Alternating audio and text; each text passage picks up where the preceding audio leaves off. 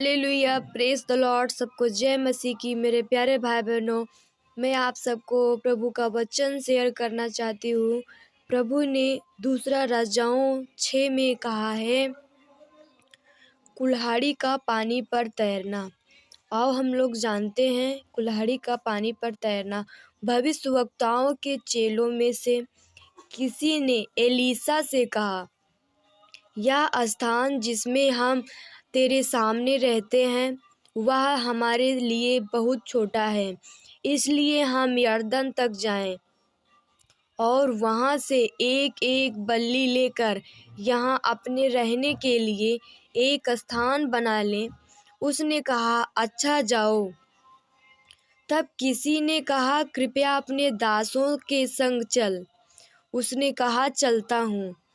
अतः वह उनके संग गया और वे यरदन के किनारे पहुंचकर लकड़ी काटने लगे। परंतु जब एक जन बल्ली काट रहा था तो कुल्हाड़ी बेंट से निकलकर जल में गिर गई। इसलिए वह चिल्लाकर कहने लगा, हाय मेरे प्रभु, वह तो मांगी हुई थी। परमेश्वर के भक्त ने पूछा, वह कहाँ गिरी?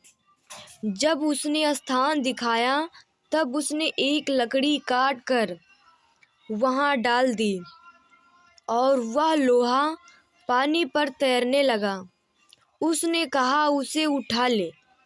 तब उसने हाथ बढ़ाकर उसे ले लिया।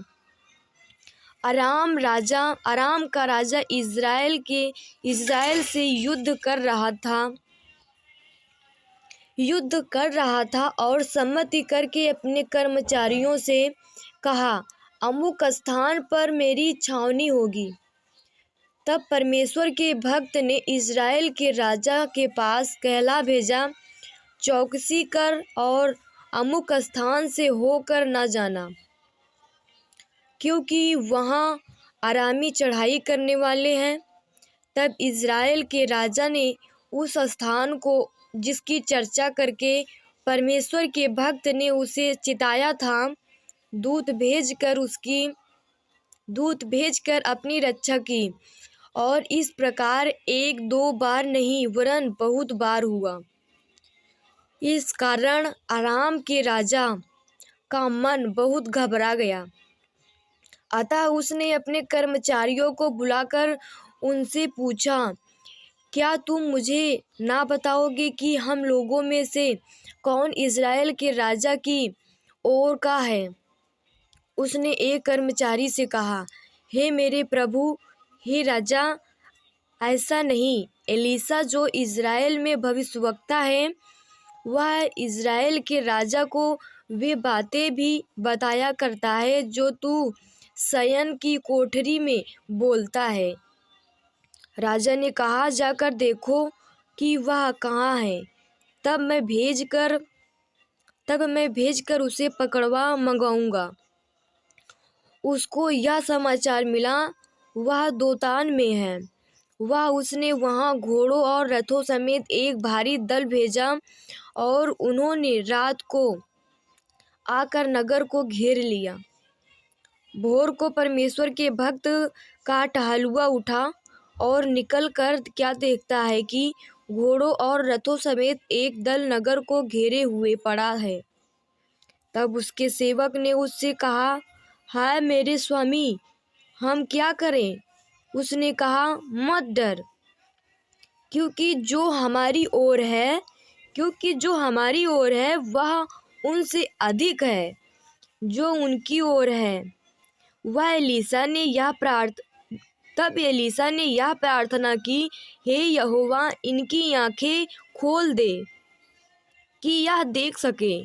तब यहोवा ने सेवक की आंखें खोल दी और जब वह देख सका तब क्या देखा कि एलीशा के चारों ओर का पहाड़ अग्निमय घोड़ों और रथों से भरा हुआ है।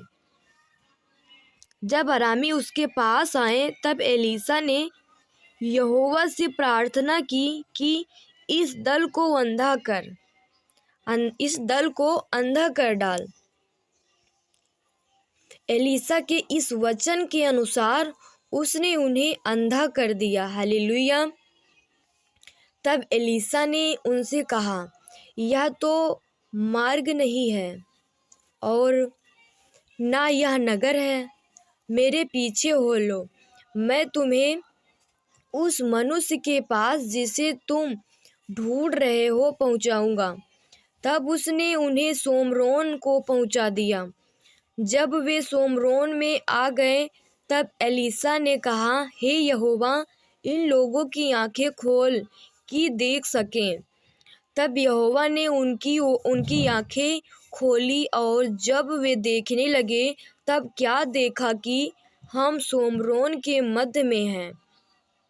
उनको देखकर इज़राइल के राजा ने एलीसा से कहा, हे मेरे पिता, क्या मैं इनको मार लूं? मैं इनको मार लूं? उसने उत्तर दिया, मत मार।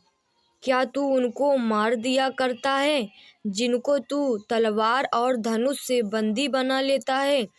तू उनको अन्न जल दे कि खाक पीकर अपने स्वामी के पास चले जाएं। तब उसने उनके लिए बड़ा भोज किया, और जब वे खा पी चुके, तब उसने उन्हें विदा किया और वे अपने स्वामी के पास चले गए। इसके बाद अराम के दल इज़राइल के देश में फिर न आए। हालेलुया। मेरे प्रिय भाई बहनों, परमेश्वर इतने सामर्थी हैं, इतने महान हैं। हम खुदावन का धन्यवाद देते हैं। फिर परमेश्वर ने कहा, इसके बाद अराम के राजा बेन्हदद ने अपनी समस्त सेना इकट्ठी करके सोमरोन पर चढ़ाई कर दी और उसको घेर लिया। तब सोमरोन में बड़ा अकाल पड़ा, और वह ऐसा घिरा रहा कि अंत में एक गदहे का सिर चांदी के 80 टुकड़ों में, और कब की चौथाई भर कबूतर की बीट 5 टुकड़े चांदी तक बिकने लगी। हालेलुया।